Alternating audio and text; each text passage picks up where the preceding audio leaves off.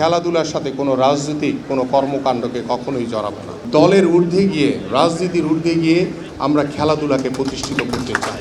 আমরা চাই মোহামেডান এবং আবাহনীর যে দৌরত্ব সেটা মাঠে থাকবে, প্রতিযোগিতা মাঠে থাকবে, কিন্তু অফিসিয়ালদের সাথে তাদের দেখাশোনা, তাদের কথাবার্তা, আড্ডা সব যাতে আগের মতো আমরা যাতে স্বরূপে ফিরে নিয়ে আসতে পারি। আসলে এই মোহামেডান ক্লাব দিয়ে আমার শুরু হয়েছিল ছোটোবেলায়, সেই 94। আমি তখন জুনিয়র গোলকিপার হিসেবে এই মোহামেডান ক্লাবে খেলার সৌভাগ্য আমার হয়েছিল। সেই থেকে আমার পথ চলা। আজকে বর্তমানে বাংলাদেশের ক্রীড়াঙ্গনকে নিয়ে আমাদের মাননীয় প্রধানমন্ত্রীর যে স্বপ্ন রয়েছে, সেই স্বপ্নগুলোর ইতিমধ্যে আমরা একটি কার্যক্রম বাস্তবায়নের কার্যক্রম শুরু করেছি ইনশাআল্লাহ। গতকালকে আপনারা দেখেছেন যে বাংলাদেশের জাতীয় ক্রীড়াবিদ যারা বাংলাদেশকে রিপ্রেজেন্ট করছে বর্তমানে, তাদেরকে আমরা বেতন কাঠামোর আওতায় এনে তাদেরকে ক্রিয়া ভাতা প্রদান করা ইতিমধ্যে আমাদের মাননীয় প্রধানমন্ত্রী আনুষ্ঠানিকভাবে উদ্বোধন করেছেন।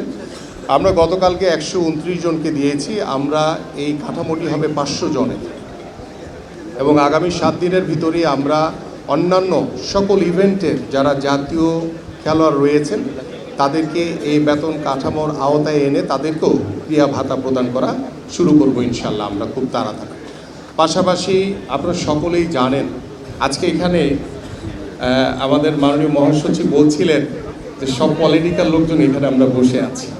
আমরা এই কথাটি বলার উদ্দেশ্যটা হচ্ছে যে শুধু মোহামেডান ক্লাব না, আমি এখানে আহ্বানী রয়েছে, আমরাও সেই আহ্বানী ক্লাবে গিয়ে আমরা এখানে দলের ঊর্ধ্বে গিয়ে, রাজনীতির ঊর্ধ্বে গিয়ে আমরা খেলাধুলাকে প্রতিষ্ঠিত করতে চাই।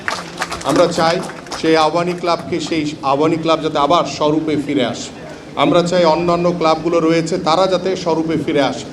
আমরা চাই মোহামেডান এবং আবাহনীর যে দৌরত্ব সেটা মাঠে থাকবে, প্রতিযোগিতা মাঠে থাকবে, কিন্তু অফিসিয়ালদের সাথে তাদের দেখাশোনা, তাদের কথাবার্তা, আড্ডা সব যাতে আগের মতো আমরা যাতে স্বরূপে ফিরে নিয়ে আসতে পারি। এবং আমাদের মাননীয় প্রধানমন্ত্রী ইতিমধ্যে বলেছেন যে আমরা খেলাধুলার সাথে কোনো রাজনৈতিক কোনো কর্মকাণ্ডকে কখনোই জড়াবো না। আমরা রাজনীতির ঊর্ধ্বে থেকে আমরা খেলাধুলাকে এগিয়ে নিয়ে যেতে চাই। পাশাপাশি আমাদের আগামীর বাংলাদেশে তৃণমূল পর্যায় থেকে খেলাধুলাকে আমাদের মাননীয় প্রধানমন্ত্রী সর্বোচ্চ গুরুত্ব দিয়েছে। আপনারা সকলেই শুনে খুশি হবেন, ইতিমধ্যে গতকালকে আমাদের মাননীয় প্রধানমন্ত্রী বলেছেন যে আল্লাহর রহমতে আগামী 30শে এপ্রিল সিলেট থেকে আমরা নতুন করে স্পোর্টস একই দিনে 64টি জেলায় আমরা উদ্বোধন করব ইনশাআল্লাহ।